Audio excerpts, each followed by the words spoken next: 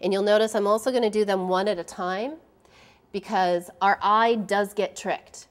When we have two things there, our eye is perceiving the relationship between those two things. Or in this example, you know, that's what I'm wanting, is to perceive the relationship between all of them. So, but if I put two grout colors up, I'm not going to get an accurate read on how each one works. I'm reading how they work together. So I'm going to make sure I get that one out of there. So that's your second choice. It's probably good to see it that way too. And then here is choice 3.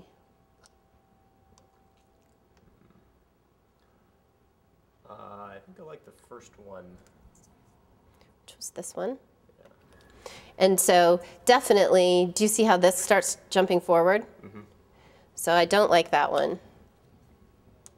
And yeah, this one is really soft and natural, accentuates what we see in here, gives some depth. I think that's great. This was the one that you didn't like as well. And yeah, that doesn't add anything. I'm not seeing any depth come out in the tile. So I agree that this one is definitely the best. Good. Okay. So Blake and I briefly spoke at the tile store about color theory and why it made sense to try and find a tile that I would consider to be on the cool end of the spectrum versus a warm tile. And the reason why is within Blake's townhome, we have oak floors throughout with a very natural, probably a Swedish finish. And then we know we want cherry cabinets.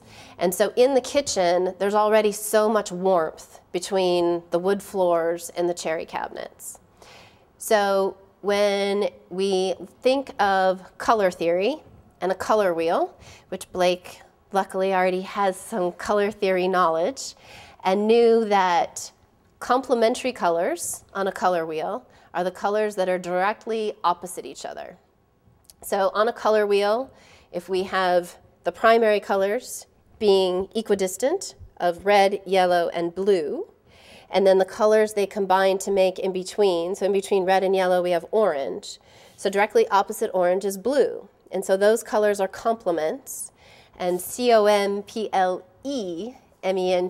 is what we always want to make sure people understand with complementary colors.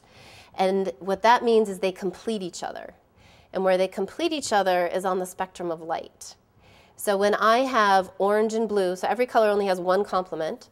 So orange and blue being a complementary pair means that blue, its complement being orange, orange is made up of red and yellow, which are the other two primary colors. So when I get a complement working together, it means that all of the colors in the spectrum are present, because I can have the blue, and then in orange is red and yellow, and then those combinations all start working with each other as well. So complementary colors definitely do enhance each other. They make each other look better. But what I know and what I am using more of within all of this has to do with an energetic vibration, and that we can actually make things feel better energetically by using the principles of complementary colors. So we want to make sure we're using complementary relationships so that it feels energetically better. The vibration rises, they enhance each other. And so I'm going to be helping us choose colors that may not be the exact complement, being a blue, if we call this orange perhaps, but it is going to be a balance of warm and cool. And so as we're building the palette with the paint colors, I'm getting a balance of warm and cool colors, because I know that's the basis of what's going to make everything sing together and work together on an energetic plane. So often when we're thinking about color, it's not just about how it looks, it's about how it feels, way more importantly. So to get us through this process of building your palette, I've already gone through over here and chosen a bunch of colors. And we're going to use these to start building the palette.